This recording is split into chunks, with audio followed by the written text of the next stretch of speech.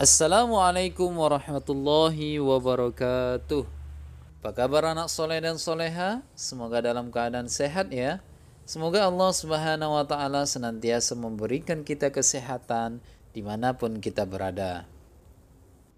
Baiklah, kembali lagi bersama Bapak dalam channel Yudi Anhari.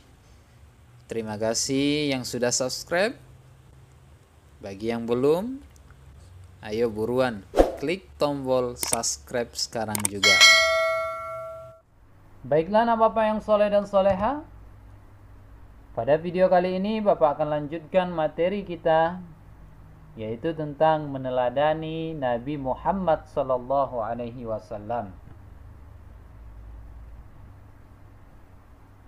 Memulai pembelajaran ini, mari sama-sama kita membaca basmalah. Bismillahirrahmanirrahim. Meneladani Nabi Muhammad sallallahu alaihi wasallam.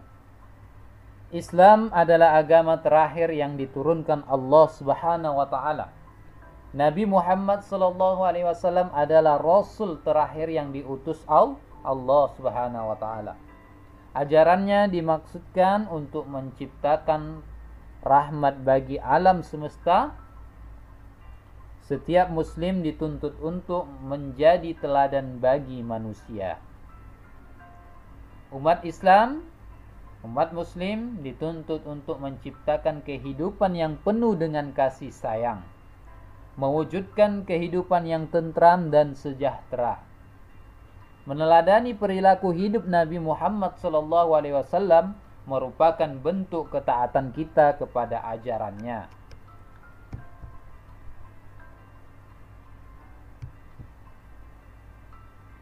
Adapun isi materi yang akan kita bahas, yang pertama kisah Nabi Muhammad SAW, kemudian keteladanan Nabi Muhammad SAW. Yang pertama, kisah Nabi Muhammad SAW. 1. Kelahiran Nabi Muhammad SAW.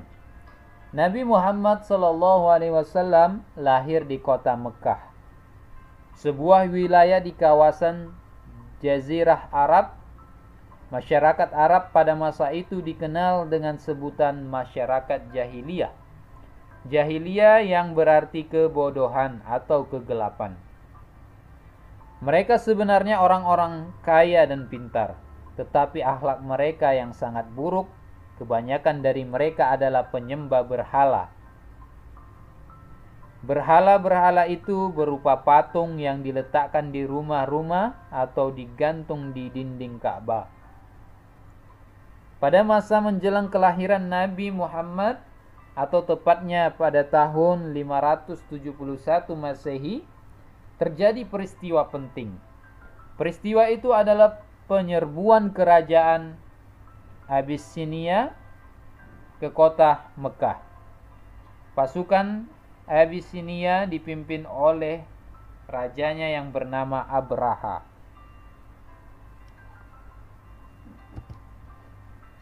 Tujuan mereka untuk menghancurkan Ka'bah. Pasukan Abraha mengendarai gajah yang jumlahnya ribuan. Penduduk Mekah ketakutan dan bersembunyi di rumah masing-masing. Ketika pasukan Abraha memasuki kota Mekah, tiba-tiba muncul kerumunan burung ababil yang cukup banyak. Mereka membawa batu-batu kecil yang panas dan melemparkannya ke pasukan Abraha. Pasukan Abraha pun pontang-panting dan lari menyelamatkan diri. Mereka gagal menghancurkan Ka'bah. Tahun itu kemudian disebut dengan Tahun Gajah. Peristiwa tersebut diabadikan dalam Al-Quran surah Al-Fil. Pada tahun itulah Nabi Muhammad SAW lahir, yaitu pada hari Senin tanggal 12 Rabiul Awal, Tahun Gajah, atau tanggal 20 April tahun 571 Masehi. Muhammad berasal dari suku Quraisy. Ayahnya bernama Abdullah bin Abdul Muthalib. sedangkan ibunya bernama Aminah.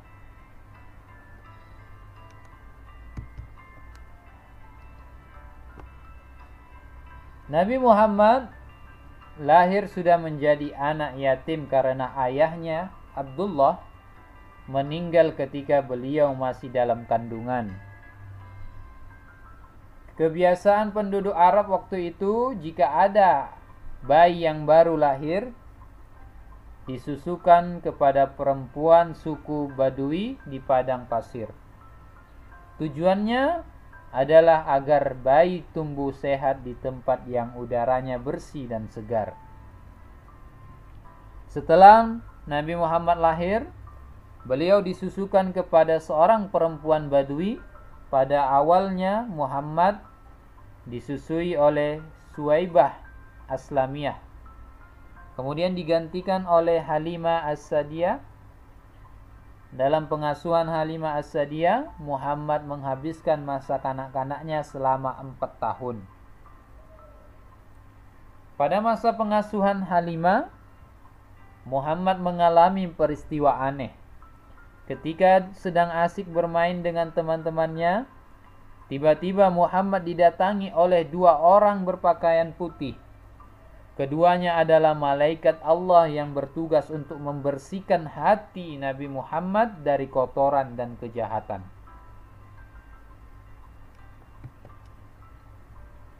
Pada usia 6 tahun, Aminah mengajak Muhammad untuk berziarah ke makam ayahnya, sekaligus mengunjungi keluarga ibunya. Dalam perjalanan pulang ke Mekah, di perkampungan Abwa, ibunya jatuh sakit dan akhirnya meninggal dunia. Muhammad kemudian pulang ditemani seorang budak bernama Ummu Aiman. Sejak saat itu Muhammad menjadi anak yatim piatu. Setelah ibunya meninggal, Muhammad diasuh oleh kakeknya yang bernama Abdul Muthalib. Kakeknya ini sangat sayang kepada Nabi Muhammad. Nabi Muhammad adalah orang yang terpuji.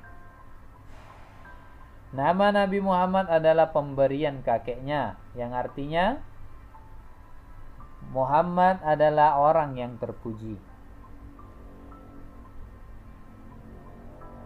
Dinamakan demikian karena kakeknya ingin cucunya menjadi orang yang terpuji. Namun, kasih sayang sang kakek tidak bertahan lama. Pada usia 8 tahun, kakeknya meninggal dunia. Akhirnya Muhammad diasuh oleh pamannya yang bernama Abu Thalib. Masa-masa sedih Muhammad dilalui dengan tabah. Meskipun yatim piatu, Nabi Muhammad tetap menjalankan hidupnya dengan penuh kesabaran. Setiap hari beliau mengembala domba milik pamannya. Beliau ingin meringankan beban hidup pamannya yang kurang mampu. Nabi Muhammad dikenal sebagai anak yang disiplin, rajin bekerja, dan penuh tanggung jawab. Di samping itu, Nabi Muhammad juga dikenal sebagai anak yang jujur, sehingga disebut dan diberi gelar Al-Amin, yang artinya dapat dipercaya. Perilaku Nabi Muhammad itu menyebabkan beliau banyak disayangi orang dan memiliki banyak sahabat. Saat berusia 12 tahun, Abu Thalib mengajak Nabi Muhammad berdagang ke negeri Syam atau Syria. Di tengah perjalanan, Abu Thalib bertemu dengan seorang pendeta bernama Bukhairah. Pendeta itu melihat tanda-tanda kenabian pada diri Nabi Muhammad SAW, sehingga ia menyarankan kepada Abu Thalib untuk kembali ke Mekah. Mengapa disuruh kembali ke Mekah? Karena pendeta itu takut jika orang-orang Yahudi mengetahui kenabian Muhammad, mereka akan menganiayanya, bahkan membunuhnya.